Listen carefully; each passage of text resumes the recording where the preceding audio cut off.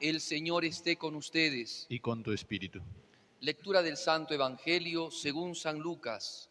Gloria a ti, Señor. En aquel tiempo Jesús tomó a Pedro, a Juan y a Santiago y subió a lo alto de la montaña para orar. Y mientras oraba, el aspecto de su rostro cambió, sus vestidos brillaban de blancos. De repente 2 hombres conversaban con él. Eran Moisés y Elías, que apareciendo revestidos de gloria hablaban de su muerte, que iba a consumar en Jerusalén. Pedro y sus compañeros se caían de sueño, pero permanecieron despiertos y vieron la gloria de Jesús y a los 2 hombres que estaban con él. Mientras estos se alejaban, dijo Pedro a Jesús: Maestro, qué bien se está aquí. Haremos 3 carpas, una para ti, otra para Moisés, otra para Elías. No sabía lo que decía. Todavía estaba hablando cuando llegó una nube que los cubrió. Se asustaron al entrar en la nube. Una voz desde la nube decía: Este es mi Hijo, mi elegido, escuchadlo. Cuando se oyó la voz, se encontró Jesús solo. Ellos guardaron silencio y por el momento no contaron a nadie nada de lo que habían visto. Palabra del Señor. Gloria a ti, Señor Jesús. Asiento.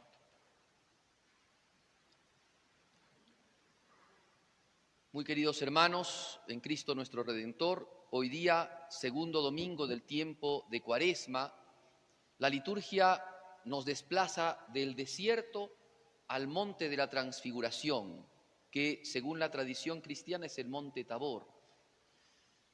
Y la primera cosa que creo tenemos que llamar o llama la atención y tenemos que preguntarnos es: la primera semana el Señor nos está llevando al desierto y esta otra semana nos está llevando a la gloria, porque los apóstoles vieron en el Tabor a Jesús transfigurado en gloria.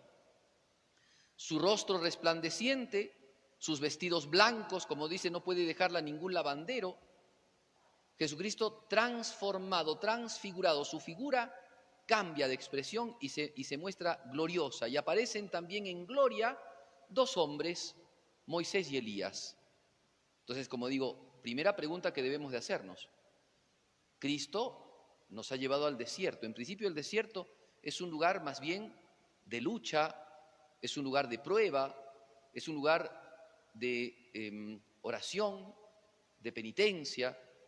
Y ahora de repente, siendo todavía que estamos en Cuaresma y en la segunda semana, no hace mucho que ha empezado entonces, ahora tenemos que hablar de gloria.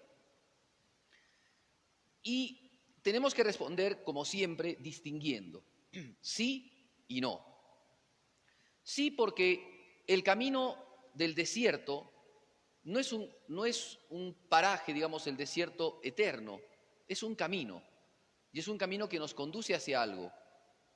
Así como a los padres de Israel, a los antiguos judíos, Dios los llevó por el desierto 40 años, pero al final de los 40 años llegaron a la tierra de Canaán, la tierra de promisión, la tierra que Dios les había dicho que manaba leche y miel. Así también la vida del cristiano tiende hacia la resurrección, tiende hacia la gloria. Y entonces no podemos pensar que el tiempo de Cuaresma es el tiempo único o que va a ser la eternidad, no es así. Es un tiempo que tiene un término, es un caminar hacia determinado rumbo, hacia determinado fin. Ese fin es la Pascua y es la resurrección gloriosa del Señor. Por eso es que podemos decir que este Evangelio y esta semana el Señor nos quiere manifestar cuál es el término del tiempo de Cuaresma. ¿A dónde nos dirigimos hacia la Cuaresma? ¿Por qué es que estamos emprendiendo este camino de abstinencia, de ayuno, de oración? ¿Cuál es el sentido? ¿El sentido es solamente acompañarlo a Jesús en el desierto? Sí, hay que acompañarlo al Señor, pero el que acompaña a Jesús en la pena, lo acompaña en la gloria. Si con Él morimos, viviremos con Él, cantamos en un cántico del tiempo de Pascua. Si con Él morimos, viviremos con Él. Entonces, es esto, ¿no? Mostrarnos que el tiempo de la Cuaresma es un morir a nosotros mismos para llegar a la Pascua, en donde Cristo nos da nueva vida. La transfiguración deja ver un poquito esta cuestión de la vida de Jesucristo, de la vida gloriosa del Señor, de la vida triunfante del Señor. Entonces, esto creo como primer punto. Segundo punto, algo que también llama mucho la atención es Dios Todopoderoso es aquel que está lleno de gloria, su gloria y esplendor, ¿no? Hemos nosotros rezado en este salmo, el Señor es mi luz y mi salvación, solamente Dios es la luz. Claro, el término luz o la cuestión de la luz es una alegoría, o sea, Dios no es una luz visible a los ojos. Se dice que es luz porque la luz ilumina y lo propio de la luz es dar ese calor, ¿no? Y dar esa capacidad de ver. Pues bien, lo propio de Dios es eso, iluminar la inteligencia. Dios es nuestra luz. Pero aquí ya no solamente el Padre Celestial es la luz, sino Jesucristo, el Señor, está lleno de luz, resplandeciente. Y esto dijimos la semana pasada, miren, Cristo entra al desierto como aquel caudillo, pero no solamente como un caudillo, sino como aquel gladiador, como aquel campeón que viene a luchar contra el demonio y que va a destruir las tentaciones del diablo, va a luchar y va a vencer. Y ahora Cristo se manifiesta aquí como el vencedor, como aquel que luchando vence. Pero algo más. Si ustedes recuerdan, la semana pasada hablamos de que Cristo, claro, Dios ya venció al demonio. Y el demonio no le puede hacer frente a Dios de ninguna manera, aunque pretenda. Pero Cristo, en cuanto a su naturaleza humana, venció al demonio. O sea, para mostrarnos a nosotros que nuestra naturaleza humana, unida a Dios, puede vencer al demonio. Podemos derrotar al demonio. Entonces, esto es algo a tomar en cuenta. Nuestra naturaleza humana, unida a Dios, por la gracia de Dios, puede vencer. Puede librar, digamos, Dios puede librar esa batalla con nosotros. Hace que venzamos al demonio.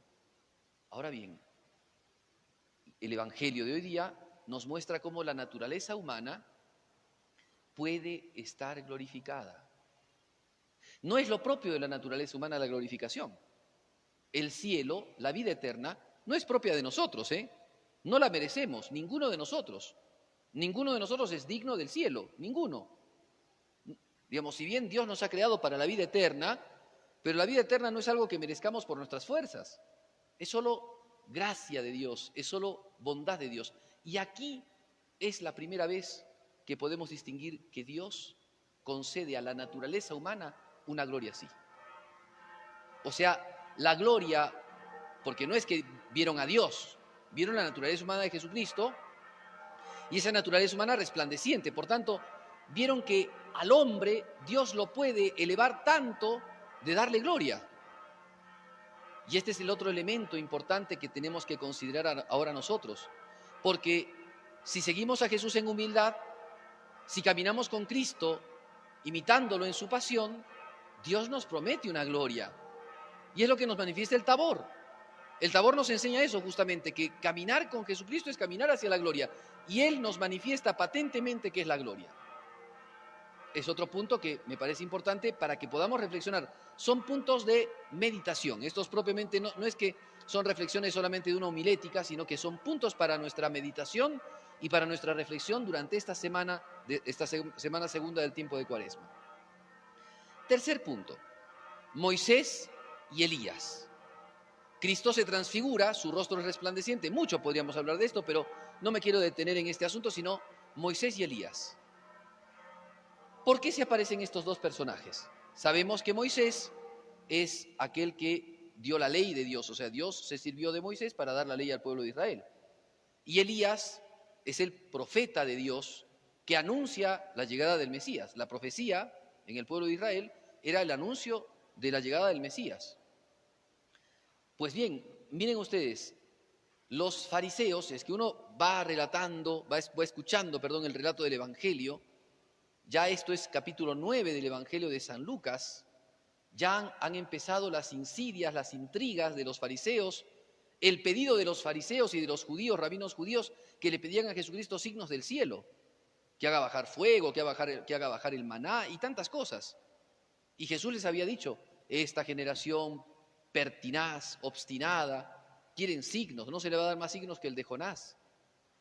Y estos judíos acusaban a Jesús de ir contra la ley, porque curaba en sábado, ¿recuerdan? Y decían que no era el Mesías, que no era el prometido que habían anunciado los profetas, ¿no? Porque Cristo no manifestaba eso que ellos pensaban, ¿no? Ese Mesías al que estaban acostumbrados a pensar, que era un guerrero, que era un príncipe, como David, que iba a vencer a los Goliaths del mundo, ¿no? Que era un guerrero que iba a someter a todos los pueblos y que iba a poner a los judíos por encima de todos.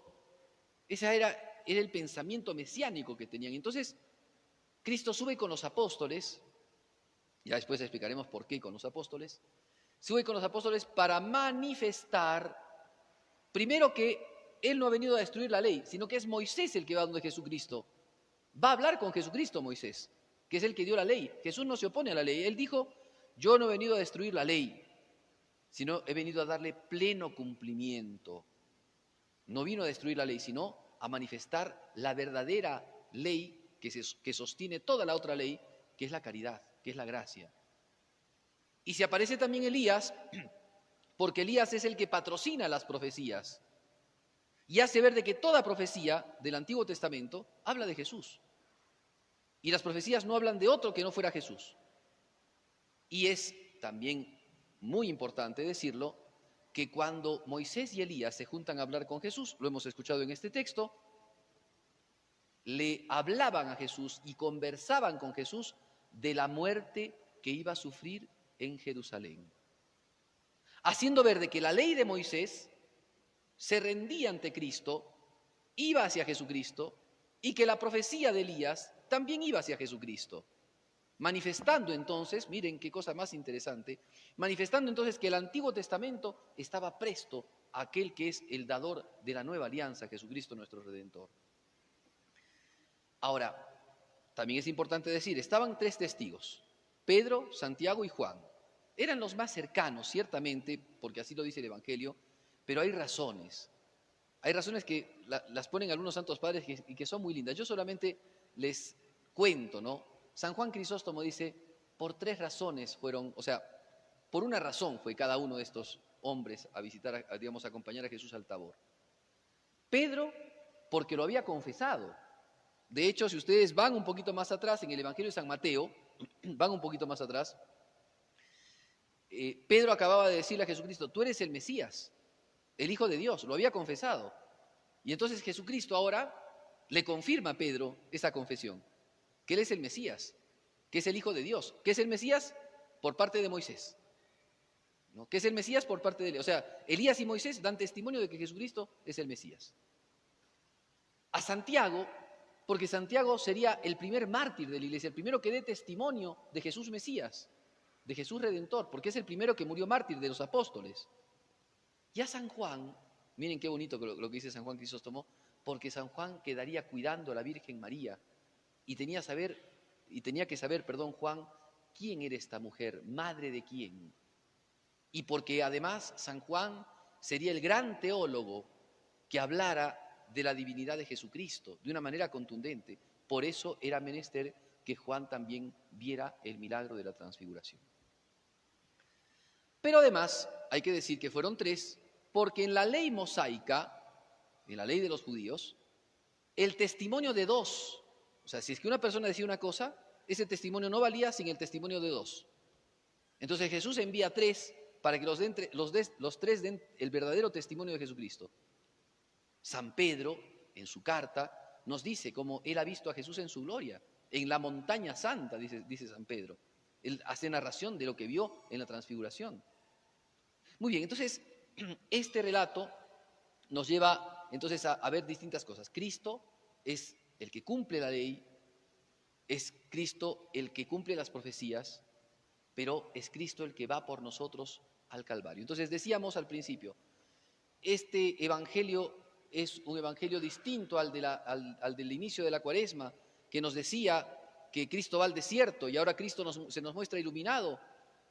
Sí y no. Ya dijimos por qué sí, es un evangelio de luz, pero ahora vamos a decir que no es un evangelio que se aparta de la Cuaresma, porque justo lo que hablaban, justo lo que estaban conversando Moisés y Elías era de la muerte con la que iba a morir Jesucristo en Jerusalén.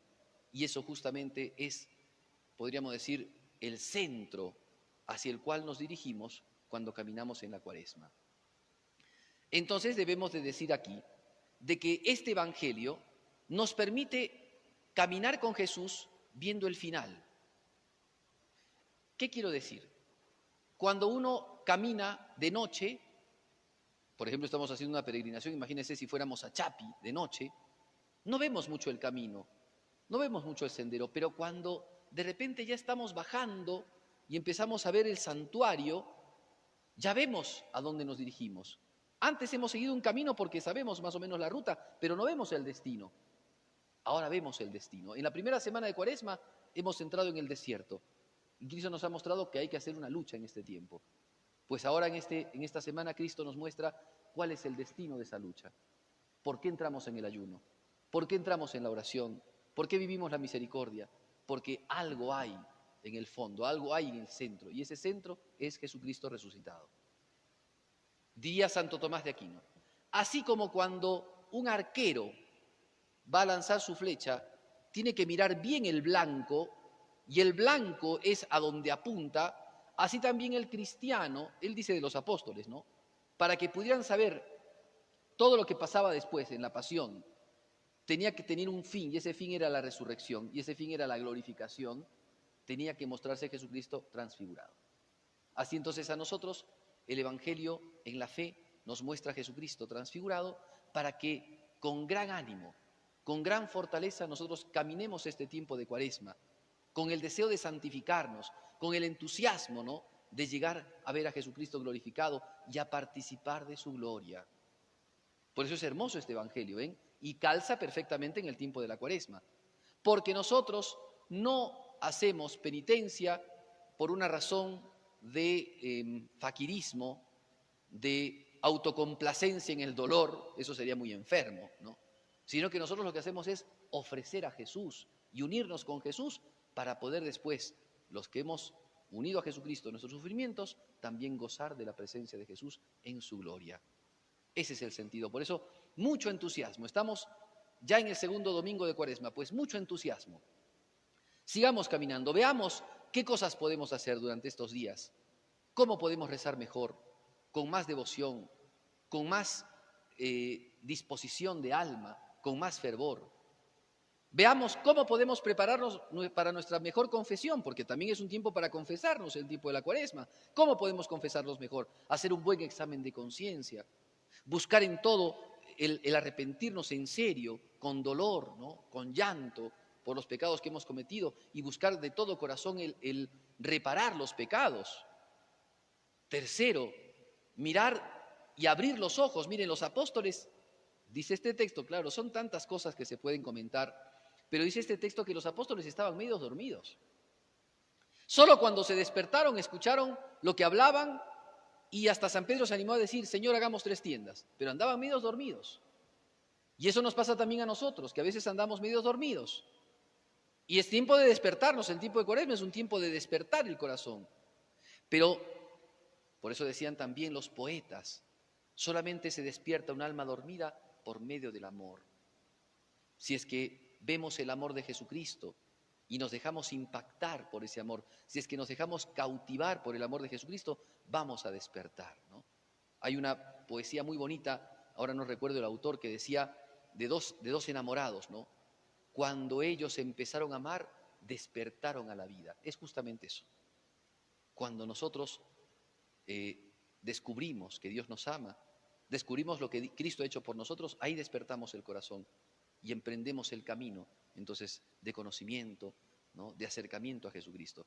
Y, por supuesto, oración, por supuesto, abrir el corazón para mirar las necesidades del prójimo, porque una oración que no tiene caridad, que no vive la caridad, es una oración fría, y es una oración hasta inclusive contraproducente, porque una persona que reza pero no hace el bien, es una persona que dice que está rezando pero no está concretando lo que Jesús nos enseña.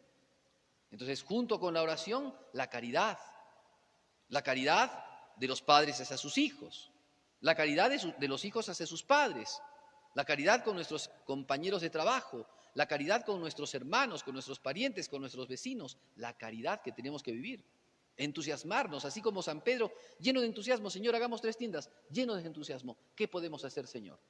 Frente a esto que nos muestras, ¿qué podemos hacer? Pues Cristo nos manda la caridad, ¿no? Y después, por supuesto, este tiempo es un tiempo de penitencia. No se olviden que hay que hacer penitencia. Vean ustedes, cada uno sabe qué penitencia hacer. Decía San Ambrosio, ¿no? Jesucristo hizo decía San Juan Crisóstomo, Jesucristo hizo 40 días de ayuno para que nosotros, viendo nuestra contextura, o sea, viendo nuestra capacidad, podamos hacer la penitencia más generosa que podamos hacer. O sea, tal vez no podamos hacer 40 días de ayuno, pero ¿cuántos días vamos a hacer en esta cuaresma? Capaz que no podamos hacer 40 días de vida en el desierto, pero ¿cuántos sacrificios, cuántos ofrecimientos podemos hacerle a Dios durante este tiempo? Se trata entonces de trabajar, ¿no? De ponernos en campaña, de no quedarnos dormidos. Muchas veces nos quedamos dormidos y eso es lo peor, porque cuando nos quedamos dormidos después no nos damos cuenta de la realidad que vivimos. Y este mundo necesita que abramos los ojos para que podamos mostrar justamente a los hombres que están dormidos la belleza del Evangelio, la belleza de la paz que trae el Evangelio. Ahora que estamos en tiempos de guerra, en la belleza de la paz que trae el Evangelio y la alegría propia del que vive con Jesucristo. Pidámosle a nuestra Madre, la Santísima Virgen María, que con el misterio de la transfiguración encienda nuestro corazón, mueva nuestras almas a vivir la Cuaresma con un sentido profundo y con un deseo generoso y esperanzado de alcanzar la gloria con Jesucristo. Pedimos estas gracias a la Virgen.